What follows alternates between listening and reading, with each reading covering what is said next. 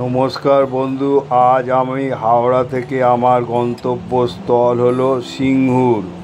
নিয়ে যাব আপনাদের প্রথমে সিঙ্গুর থেকে নেবে অটো করে ডাকাতকালীর পথ ধরে যাব পুরুষোত্তমপুর। এখানে আপনাদের প্রথমে দেখাবো বুনো বিশালক্ষী মন্দির। তার অপোজিটেই আছে শ্রী শ্রী বিশ্বেশ্বর বাবার মন্দির, সেটাও আপনাদের দর্শন করাবো।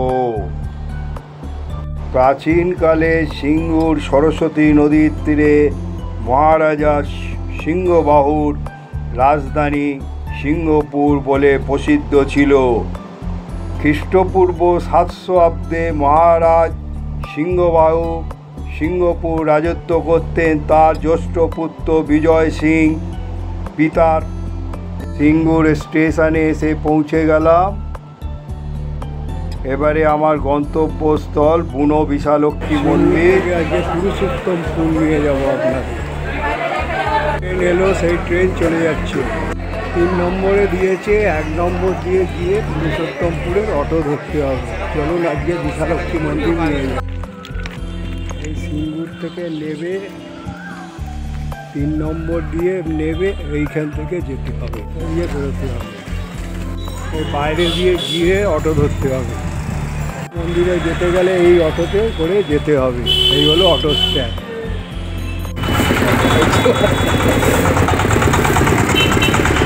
বিশালক্ষী মন্দিরের উদ্দেশ্যে আজ আমার গন্তব্যস্থল বুনো বিশালক্ষী মন্দিরের উদ্দেশ্যে আমি চললাম। বুনো বিশালক্ষী মন্দিরের উদ্দেশ্যে চললাম। মহারাজ সিংহবাহু সিংহপুরে রাজত্ব করতেন। তার জ্যেষ্ঠ পুত্র বিজয় সিংহ পিতার অবদ্ধ হওয়ায় পিতা কর্তৃক বিতাড়িত হয়। যারা তারকেশ্বর থেকে আসে, তাই যাত্রীদের বিশ্রামস্থল মানব বিশালক্ষী পুরুষোত্তমপুর হুগলি। মন্দিরে সব স্কুলের মেয়েরা বসে রয়েছে। চলুন বনো বিশালক্ষী মন্দিরে নিয়ে যাই। সিঙ্গুর বনো বিশালক্ষী মন্দিরে যেতে হলে তারকেশ্বর লোকালে এসে দক্ষিণ দিকে এসএন মল্লিক রোডে টোটো বা অটো ধরে চলে আসবেন। মন্দিরটি উঁচু ভিত্তিক বেদির ওপর প্রতিষ্ঠিত। দক্ষিণমুখী 4 চালা মন্দির। গর্ভগৃহের সামনে ত্রিখিলান প্রবেশযুক্ত অপতস্ত অলিন্দ 2টি প্রবেশ পথ। বর্তমানে ভরাট করা অলিন্দের সামনে রোয়া গর্ভগৃহে ঢোকার একটিতেই প্রবেশদ্বার। মন্দিরের সামনের দিকে টেরাকোটা ও অলঙ্কারে অলঙ্কৃত। মন্দিরের শিখর দেশে গাছ হওয়াতে মন্দিরে অনেকটা ক্ষতি হয়েছে টেরাকোটা অলঙ্কারের, কিন্তু খিলানের ওপরের দিকে টেরাকোটা ক্ষতি হলো না, এখনও অবশিষ্ট আছে, তা বেশ ভালো অবস্থায় আছে। মন্দিরের সামনে দৃষ্টিকটুভাবে একটি ছাউনি করার সব ছবি তুলতে পারে না। এই ছাউনি মন্দিরের সামনে রোয়াকে পরিত্যক্ত কার্তিক ঠাকুরের মূর্তি রেখে দেওয়া খুবই দৃষ্টিকটু লাগে। গর্ভগৃহে খিলানের ওপর টেরাকোটার কিছু ফুল ও দরজার 2 পাশে 2 থাম আছে। মন্দিরটি 1662 শতাব্দে ও 1740 খ্রিস্টাব্দে নির্মিত। মন্দিরে একটি প্রতিষ্ঠা ফলক আছে। স্থানীয় লোকজনের কাছে শোনা যায় এই মন্দির যে সংস্কার করতে গেছে সে কাকতালীয়ভাবে মারা গেছে, তাই এখনও আর কেউ সংস্কার করার সাহস করে না। মন্দিরে এখন কোনো মূর্তি নেই। আগে ছিল। কবে থেকে মন্দিরের মূর্তি নেই তাও কেউ বলতে পারে না। 2টি পাথরের নিত্য পুজো করা হয় বলা হয়। কেউ কেউ বলেন পাথরের মূর্তিটির পাশে বালি খাতে জলের নিচে আছে। স্থানীয় মুখার্জি পরিবারের শরিকরা পালা করে নিত্য পুজো করে থাকেন। এই হলো বন বিশালক্ষী মন্দির।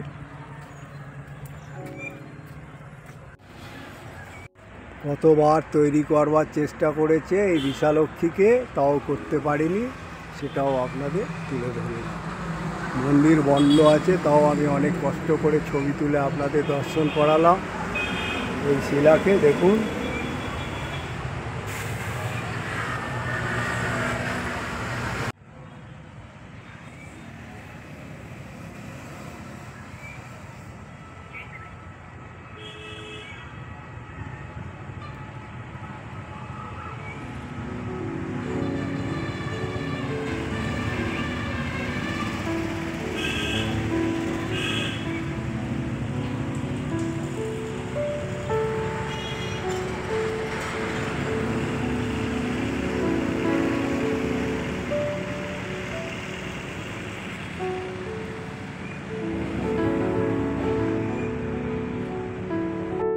বিতাড়িত হয়ে 700 যুদ্ধকুশল অনুচর নিয়ে সমুদ্র যাত্রা করেন।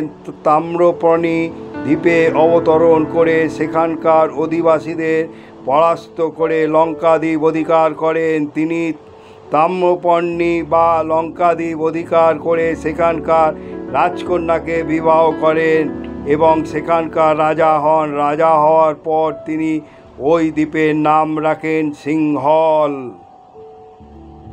বিশালক্ষী গর্ভে ঢোকার প্রবেশপথের সামনে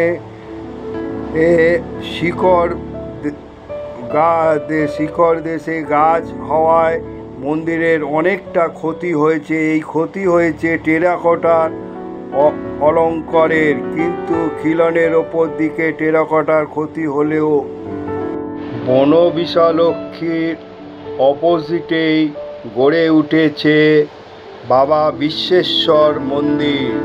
চলুন আজ এই সুপ্রাচীন বটগাছ সেটাও আপনাদের কাছে দেখালাম। এবারে আপনাদের নিয়ে যাচ্ছি বাবা বিশ্বেশ্বর। এখানে দেখুন শিব মহারাজ বিরাজ করছে, সেটা একটা মূর্তিতে তুলে ধরা আছে। আর এখানে শিব তপস্যায় রত। এই বিশ্বেশ্বর মন্দিরে ঢোকার মুখেই দেখুন কত সুন্দরভাবে তুলে ধরা হয়েছে। আর সামনে একটা যজ্ঞ কুণ্ডু আছে, সেটাও দেখুন কত সুন্দরভাবে সাজিয়ে তোলা হয়েছে। তারপর তুলসী মঞ্চ, সেই তুলসী মঞ্চটা দেখুন কত সুন্দরভাবে ফুটিয়ে তোলা হয়েছে। এরপর বাবা বিশ্বেশ্বর মন্দিরে নিয়ে যাচ্ছি। এটা পুরুষোত্তমপুর সিঙ্গুরে অবস্থিত এই মন্দির। এখানে ধূপ মোমবাতি নিবেদন করে ভক্তরা। আর এই মন্দির দুই নন্দী বাবাজি বিরাজ করছে, আর তার সঙ্গে ত্রিশূল, সেটাও আপনাদের তুলে ধরলাম। আর এই মন্দিরে হলো বাবা বিশ্বেশ্বর বিরাজ করছে। বাবা বিশ্বেশ্বর বিরাজ করছে দেখুন। শিব হলো হিন্দু ধর্মের অন্যতম শ্রেষ্ঠ দেবতা। সনাতন ধর্মগ্রন্থগুলিতে তাকে সর্বোচ্চ দেবতাদের একজন হিসাবে ঘোষণা করা হয়েছে। শিব সৃষ্টি, স্থিতি ও প্রলয় রূপ তিন কারণে শৈব ধর্ম। তিনি সমসাময়িক হিন্দু ধর্মের তিনটি সর্বাধিক প্রাচীন সম্প্রদায়ের অন্যতম শৈব সম্প্রদায়ের প্রধান দেবতা। এছাড়া শিব সম্প্রদায়ে পূজিত ঈশ্বরের পাঁচটি প্রধান রূপে গণেশ, শিব, সূর্য, বিষ্ণু, দুর্গার একটি রূপ, যে ধ্বংস, সংহার ও প্রলয়ের দেবতা শিব। শিব হলেন পরমেশ্বর। দৈব শক্তি, ধ্যান, শিল্পকলা, যোগ, কাল, ধ্বংস, পশু, পঞ্চভূত ও নিত্যের অধিপতি ও অমঙ্গলের সর্বোচ্চ ধ্বংসকর্তা ও দেবগণের প্রভু। বন্ধু, আজ আপনাদের বিশালক্ষী মন্দির দর্শন করালাম, যেটা কিনা মন্দির তৈরি করতে গিয়েও তৈরি করতে পারিনি। মা বলেছে আমি যেরকম আছি সেরকমই থাকবো, সেই জন্য বিশালক্ষী বলা হয়। আর এখানে হচ্ছে তার অপোজিটেই বাবা বিশ্বেশ্বর বিরাজ করছে। এই বিশালক্ষী পুরুষোত্তমতলা, এই মন্দিরে আসতে গেলে সিঙ্গুর থেকে 3 নম্বর প্ল্যাটফর্ম থেকে বেরিয়ে বলবেন বিশালক্ষীতলা মন্দির, পৌঁছে দেবে। হাওড়াগামী ট্রেনে হাওড়া থেকে যে গোঘাট, আরামবাগ, তারকেশ্বর লোকালে উঠে আপনারা এখানে চলে আসবেন। বলবেন পুরুষোত্তমতলা, কেন বিশালক্ষী মন্দির দুটো আছে, বলবেন যে বিশালক্ষী, আজকের আপনাদের বিশালক্ষী এবং বাবা বিশ্বেশ্বর দর্শন করালাম। এই দর্শন করে যদি আপনাদের এই ছোট ব্লগটা ভালো লেগে মনে করেন, তাহলে আপনারা শেয়ার, লাইক ও সাবস্ক্রাইব করে পাশে থাকবেন এবং মতামত জানাবেন। যারা এখনও সাবস্ক্রাইব করেনি তাদের অনুরোধ করব, যদি সাবস্ক্রাইব করেন অল বোতামটা টিপে দেবেন। আমি যখনই কোনো ব্লগ বানাবো আপনারা পেয়ে যাবেন। আপনারা ভালো থাকুন, সুস্থ থাকুন বলে জয় বিশ্বলক্ষ্মী, জয় বাবা বিশ্বেশ্বর বলে এখান থেকে আমি আমার গন্তব্যস্থলে চললাম।